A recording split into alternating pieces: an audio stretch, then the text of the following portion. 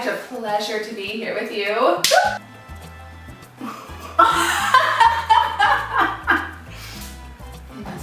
Ooh, we're gonna take a little set down.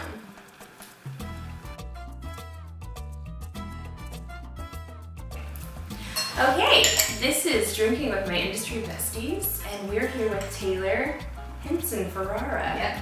I almost said Henson again, but her last name is Ferrara now. Hashtag Ferrara. Shout out to Mike. Ta-da! Yay! I'll serve you, lady. My lady and my lord. I watched this video of a girl pouring champagne correctly. I thought I did it wrong.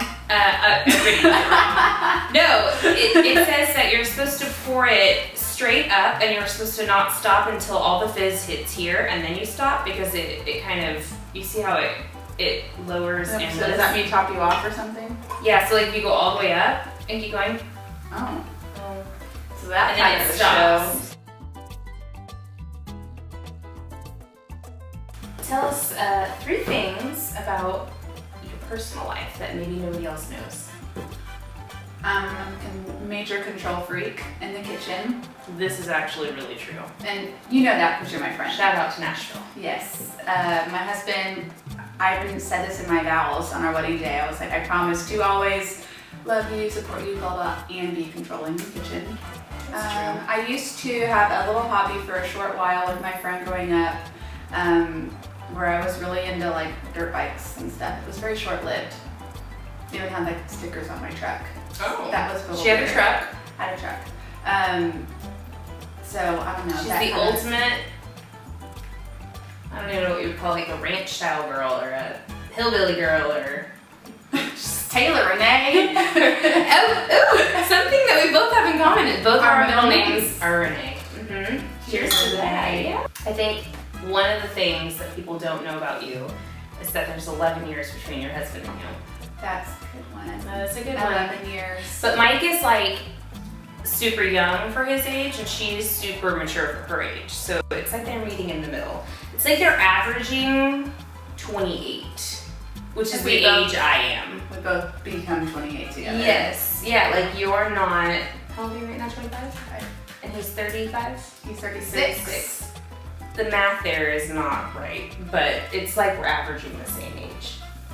Yeah. Because I'm gonna be 29. So that's why we're such good friends. We meet in the middle. Yeah. I become your age, Mike comes down a few extra years. And Carlos is just kind of in there. He's Yes. 35, right? Mm-hmm. Yes. You're an interior designer. I am. Tell us a little bit about that. Well, I went to school for it, and I went to the Art Institute in Austin. Then I moved to Houston, graduated with a BFA in interior design, worked for a couple other firms, and after I guess 3 years, almost 4 years, I opened up my own business in interior design. My partner she's not here, her name is Christina.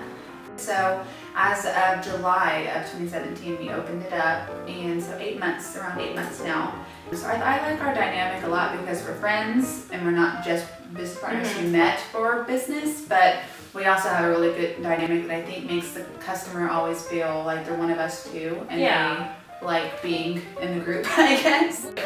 What is the best part about working for yourself? I think whenever you do work for yourself, you're able to be in the driver's seat, which is really nice, and working for a company and you join in, you have to learn their ways. To learn the ranks. Yeah, and it takes a lot of time, and especially if you're working for a smaller company like hair salons or design firms, like the ones that I've worked at have been very small, so you have to learn how they do things. So it's been really nice to just do the way that I like to do them. Yeah, it's like your own process and Yeah. your own schedule, and you're paying yourself and all of that. I mean, I understand that. So that's probably one of the things, and the other is I can see in like a 5-year plan. Whenever me and Mike have kids, I think it's going to be easier to schedule that around it. Yeah, and I see it really being able to like have like a more loose schedule sometimes, and then other times it can be. Sometimes it gets more frantic though, because you're like, This is what I'm telling myself. got a million hats on your head when you own your own business. Yeah, and I think for me growing up, my really great friend whose mom is an interior designer, her mom was always around. She took us to school, picked us up from school, we hung out with her, she'd go to meetings, like Her schedule around. yeah, so I grew up watching her and was like, yeah, I really like how her dynamic is. And so I'm gonna try to kind of copy that. It's the dream. Like you laid the foundation without even knowing it, you know? Yeah. I don't even know if she knows how much of an impact she is in my life. I'm gonna have to reach out to her. Maybe send her a cookie bouquet one day. What do your next 2 years with your career look like? This is fun. Okay. I know where this is going. It is. So my business partner, her name is Christina Valenta. We've been really busy, been fixing all these flood victims, but now I was just driving by a house in Brinswood and it was for sale, and it just like, bing, light bulb happened, and been talking to Mike about it, her about it. This was like last week. Flipping houses, that's something I really want to get into, and a 2-year goal is to do design still and work with our, you know, people. They would do way better than like flip or flop. There's no flip or flop Houston. There isn't. HGTV is a different take on this. That's pretty awesome. No, seriously. Yeah. Y'all need to become the new hometown people and then like flip it. And also, it's always husbands and wives, and there's no besties that are doing flip. There's no besties, but there are siblings. Not flip and flop. It's restored by the Fords and their brother and sister. Yeah. Gotta be honest and forthcoming, and everybody's got this in their job, but what's the worst part of your job at Interior Elements? There's a couple of things, and I'm not going to. There's a couple of worse things at my job. No, I think it's, you work in the customer service industry as well, and interior designers, and this is something that I hold to value, and how I always want to run my business is I want clients to always hire me and Christina and feel like we're close and we're friends. Yeah. And I mean, I do have some boundaries. I like to, you know, say it's 9:30, maybe not, you know, give me a call to tell me about working hours, about your rug that you want. But I do want to always have people that feel comfortable and feel like, oh, just call Taylor, just call Chrissy, and they can help you. So it's just kind of realizing how to shut that boundary. Have boundaries, but and also say, be personable with your clients. Yeah, that's something you don't just, you know, not typically is born with. Like you have to figure that out. And dealing with learn. clients is definitely, it's different for her industry than it is my industry, because my industry you get to see the gratification immediately, and with hers, if you're ordering furniture or you're waiting for construction or pulling permits or things like that, people don't really get as patient, probably, you know, and what they're spending money on too. And hair is, I mean, they get, you know, a cut and color is, I feel like that's a lot of money, but if you're spending $40,000 on your kitchen remodel, it takes it to a whole new level. Yeah, and a level of customer service too, Yes. because people want to feel good about what they're spending money on. They want to feel comfortable and confident at the end of the day when they rest their head on their pillow at night, like this is right, and this is. And so, and another thing is design. We do have a lot of different vendors, and designers have a lot of different hats. So we basically become like quote unquote a manager over, like the project manager. Yeah, which is also like, that's a whole other job description, but that's what we end up becoming whenever you are a freelance designer, because the client, I think, relies on you a lot and says, well, you know, they have full-time jobs that they're managing. Yes. Like, to figure everything out. So then it's us calling everybody, touching base with everybody. It's we're managing the project at the end of the day too. Yeah, she always tells me she like wakes up to all these problems with contractors, and like she's like, I just got up, let me figure this out and call you back. Like it's 7 a.m. Painters, you know, trim installers, What's your favorite part about Interior Elements? About my interior element? I guess you could like snowball it, like interior design, your job in general. What's your favorite part? Being creative and not, I could never work at like a 9 to 5, sit in a cubicle and wear pantyhose, if those are even still worn. Are they? Tights? We'll say like 1980. But tights. We'll tights, closed-toed shoes. I mean, I like where I'm allowed to be myself and be creative, and no one's holding you back. No, I like how I can just, I don't know. I like the creativity of interior design and that, like, in the career. And also, I mean, I know working within the customer service industry is rather hard, but I love it at the same breath just because I like working with people. Yeah. And I like talking and Meeting new people. I'm really excited. Do you want me to start? Yeah, grab them. Okay. I'll start with this one. So you actually told me about this, and you're like, you have to get this. It's Peach Perfect by Too Faced. Peach Perfect. And this color is in warm beige, but it's really dark for me. But I'm wearing Peach Perfect actually on my face, and it's called Snow, I think is the one I'm wearing, but it literally is so white. But it covers everything. it does. And what helps is I kind of blend it with other foundations too. Does it smell? It smells like peaches. Oh. Yeah, it literally smells like peaches, but the other collections that they have, obviously everybody knows, it's the chocolate bar. It smells like makeup to me. No, it smells like peaches. Taylor, that smells like peaches. Okay, my next one I really like is the Anastasia, if I did it right, Brow Wiz in blonde.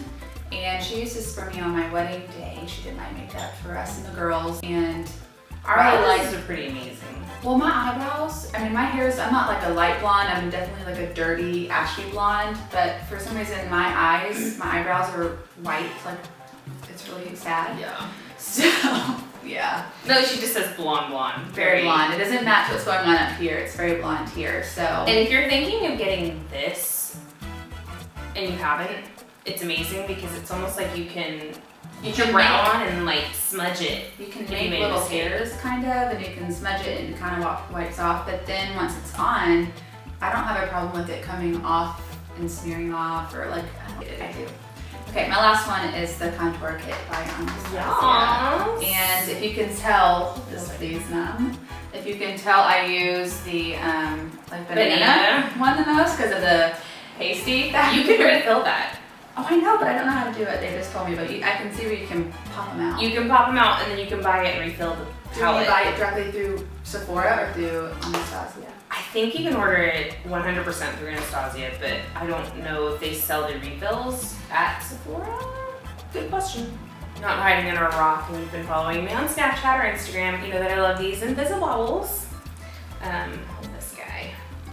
They don't break your hair, which is huge. I mean, I cannot tell you how many buns I take down from people's heads, and I'm like, but for the majority of us, when we're bunning our hair and we're like messy bun, like you're just sewing your hair up, have a cute outfit on, but it's cute, very cute, except it breaks the crap out of your hair. And I can put my ponytail in the morning and then wrap it 3 times, and the way that they kind of interlock with the like little loops, it doesn't slip, it doesn't mangle my hair, and when I take it down, it doesn't have the creases that I usually have from the elastics.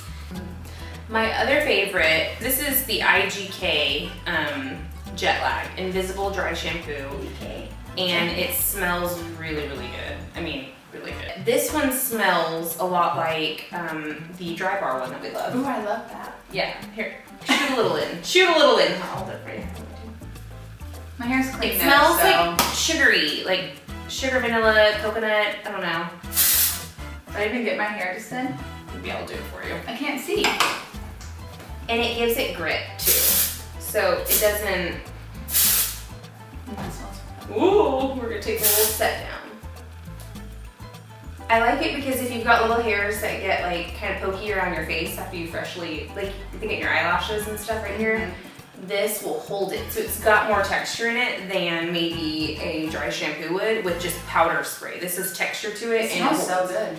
Yeah, and it sticks. It's not as, I love the Dry Bar dry shampoo. But you go through it so fast. It does, and it comes like $26 or $28 to go through it really fast. And whenever you put it in your hair, like sometimes it's just like.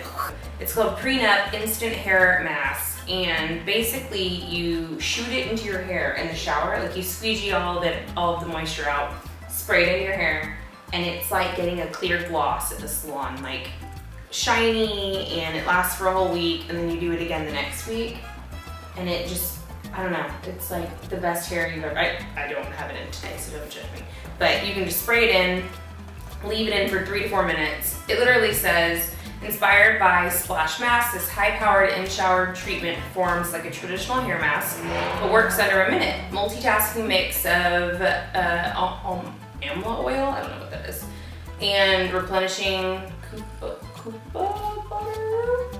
You should try to read that. I really don't put me to the test on this.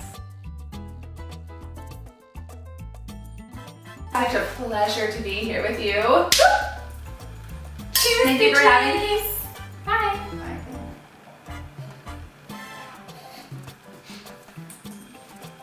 What was that? My watch.